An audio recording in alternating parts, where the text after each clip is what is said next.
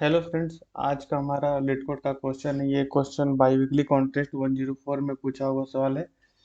ये question medium mark किया हुआ है और इस क्वेश्चन का नाम है मैक्सिमम। और तो चलिए हम इस क्वेश्चन को देखते हैं, ये क्वेश्चन कहना क्या चाहता है। देन उसके बाद अपने अप्रोच को बिल्ड करेंगे, फिर अपने कोड को देखेंगे।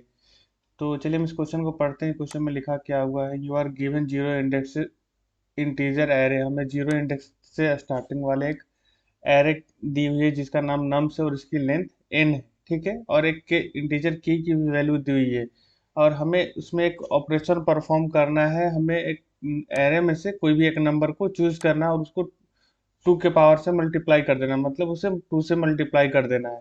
ठीक है, और हमें लास्ट में जो रिटर्न करना है उसका जो और है, और ऑपरेटर लगाकर, और हमें उसे एक वैल्यू कैलकुलेट करनी है और वो वैल्यू मैक्सिमम होनी चाहिए। चलिए हम इस क्वेश्चन को समझते हैं, क्वेश्चन कहना क्या चाहता है।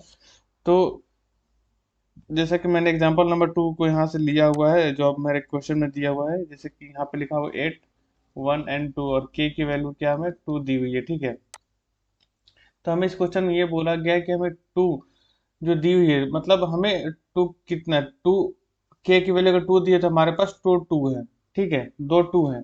तो हमें इस नंबर में दोनों को इसमें मल्टीप्लाई कर देना, किसी भी नंबर को चूज करके और इसको मल्टीप्लाई कर देना। जैसे कि मैं मानूं तो अगर 8 में 2 इंटू 2 करूँ और सबको रिमेनिंग कर दूं, और इसका जो और होगा कि जो वैल्यू आएगी, मान लीजिए कि ए आया, और चाहे मतलब ये ऑपरेशन जो है एक में अप्लाई करना है। ठीक है, और जैसे फिर यहाँ पे करूँ 8 को यहाँ सेम छोड़ देता और 1 में मल्टीप्लाई कर दूंगा 2 इंटू 2, एंड ये सेम रहेगा और इसकी मान लीजिए वैल्यू बी आई। ठीक है, और 8 और इसकी वैल्यू अगर मैं करूँ, सपोज कीजिए कि इसकी वैल्यू अगर मेरे को सी आई।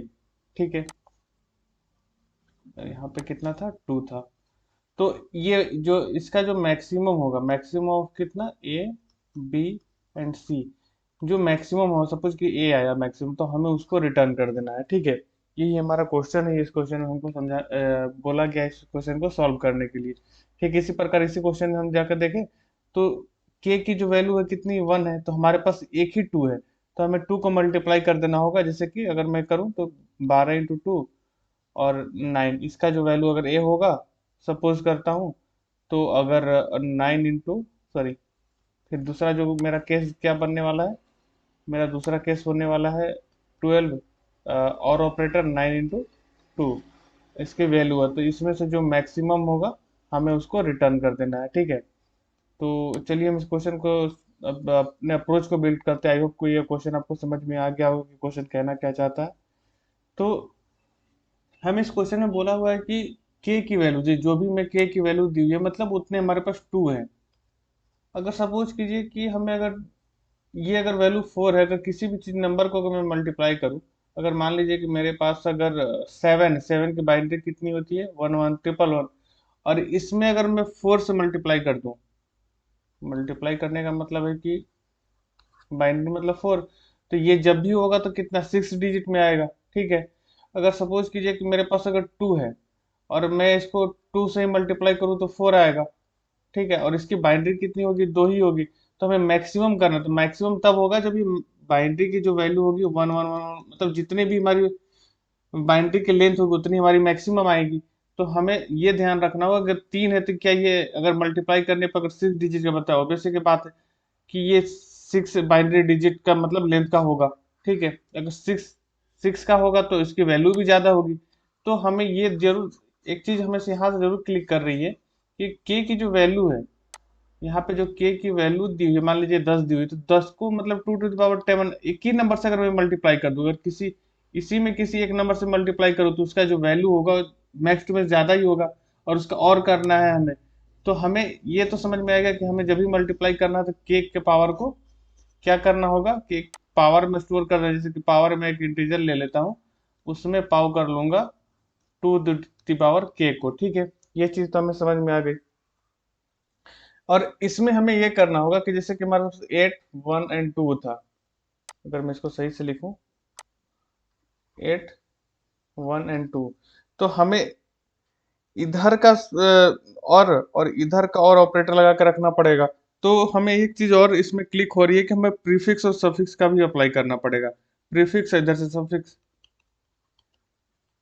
क्योंकि हमें 8 का और चाहिए। और मान लीजिए सपोज कीजिए कि मैं अगर यहाँ पे अगर 4 से मल्टीप्लाई करूँ तो इधर का और इधर का और ये जो जो बीच में बचा हुआ है, तो मुझे सबका, जैसे मान लीजिए इसका और ऑपरेटर का वैल्यू वो ए आया, बी आया और इसका सी आया, तो हमको ए सी एंड बी करके ही वैल्यू को कैलकुलेट करना पड़ेगा। ठीक है, ये जो हमारा आंसर आएगा वो उसी को मैक्सिमम निकालना पड़ेगा हमें को। तो हमें ये समझ में आएगा कि हमें प्रीफिक्स रखना पड़ेगा और सफिक्स एक रखना पड़ेगा। और जो बीच में मैं जिस जिस पे आइटरेट करूंगा, मतलब मैं जिस लूप में अगर आइट्रेशन करूंगा तो करंट पोजीशन को मैं उसमें मल्टीप्लाई कर दूंगा, किससे, पावर से। पावर से अगर मल्टीप्लाई करके और उसका जो वैल्यू होगा उसको मैं चेक करते जाऊँ क्या ये मैक्सिमम हो रहा है या नहीं। तो ठीक इसी प्रकार में अगर इसमें अगर अप्लाई करके एक बार सेकेंड वाले एग्जाम्पल में अगर मैं करके अप्लाई करके आपको दिखाऊं, तो हमारी एप्लीकेशन ये होगी कि मैं क्या करूंगा कि मैं एक प्रीफिक्स नाम का वेक्टर बनाऊंगा और एक सफिक्स नाम से बनाऊंगा। अब प्रीफिक्स सफिक्स का क्या रहेगा कि 8 का रहेगा, 8 एंड 1 का रहेगा, और इसमें क्या रहेगा 8 1 एंड 2 का रहेगा। और एक मैं बैक से कर लूंगा, मतलब सफिक्स कर लूंगा।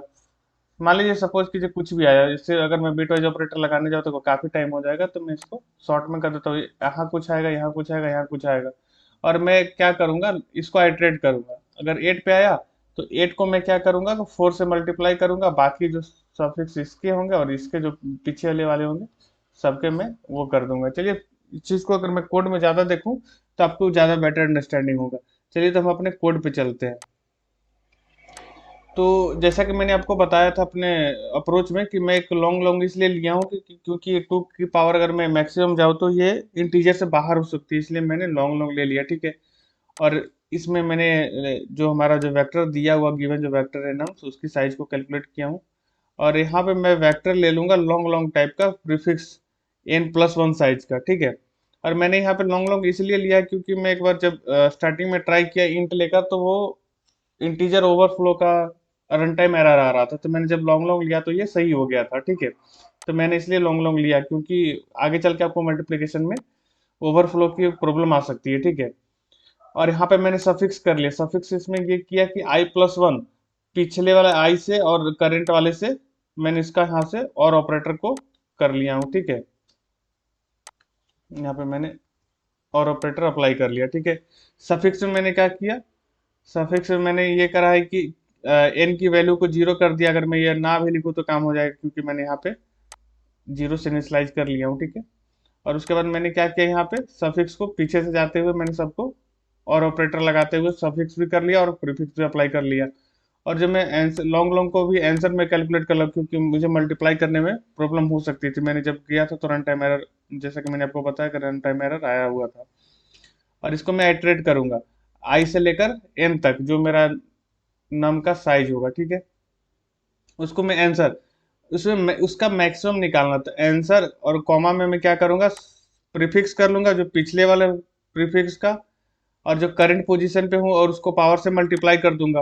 क्योंकि मैंने जैसा कि आपको बताया था कि अगर के की वैल्यू 1 है तो 2 से मल्टीप्लाई होगा, अगर के की वैल्यू 2 है तो 4 से मल्टीप्लाई होगा, ऐसे अगर 3 होता तो 8 से मल्टीप्लाई होता। तो मैंने यहाँ पे पावर से कैलकुलेट कर रखा था, ये रहा। ठीक है, और अगले वाले सफिक्स वाले को मैं और ऑपरेटर कर दूंगा और इसे मैं मैक्सिमम स्टोर करा लूंगा, और लास्ट में मैं क्या करूंगा आंसर को रिटर्न कर दूंगा।